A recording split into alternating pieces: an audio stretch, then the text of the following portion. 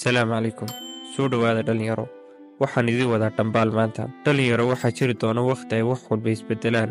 Mararka qaarkood waxaa laga yaabaa inaad dareento inaanay noloshu cadaalad ahayn, in wax walba muuqdaan caqabad iyo dhib. Laakiin noloshu waa hal xidhaale. Ma jirto cid ka bixin karta macnaheeda. Sidaa daraaddeed baa loo yidhi noloshu waa xujo. Tusaale, mararka qaarkood noloshu waxaa lagu siin 5 carruur ah, isla markaana adigoo daawanaya ayaa laga wada qaadan. Nolosha sidoo kale waxaa lagu siin 1 ilmo, waxaana lagu ogolaan inaad aragto ilaa ilmaha uu ka gaboobayo oo aad daawato noloshiisa oo dhan. Isla nolosha ayaa lagu siin guur iyo nolol qurux badan si aan carruur lahayn. Waxaa kaloo lagu siin karaa lacag badan iyo carruur qurux badan oo u baahan daryeel joogto ah iyo caafimaad joogto ah. Isla nolosha ayaa lagu siin karaa waraaqo, shahaado, waxbarasho aad u wanaagsan oo shaqo la'aan. Waxay sidoo kale dooran kartaa inaysan ku ogolaan inaad waxbarasho hesho, shahaadooyinna aad kasbato, laakiin waxay ku ogolaanaysaa inaad ku guulaysato ganacsiyadaada.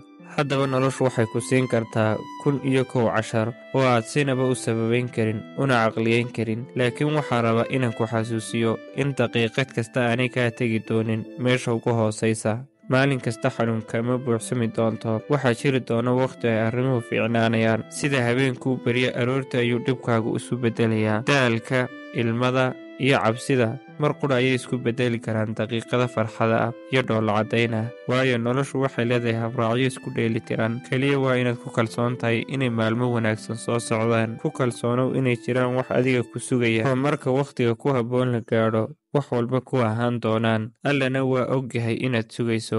Alla waa ogyahay inaad si joogta albaabkiisa u garaacayso. Alla og inaad jawaab ka sugayso. Alla og ilmada kaa daadatay inta ay leeg tahay. Alla waa ogyahay xanuunkaaga. Marka laga yimaado in Alla dembi ku tirayo ilmo kastoo indhahaaga ka soo dhacda. Marka laga yimaado in Alla uu rabo inuu ajar kuugu daro kutubkaaga. Marka laga yimaado in uu rabo inuu kor kuugu qaado darajooyinkaaga jannada dhexdeeda daqiiqad kasta oo samir ah.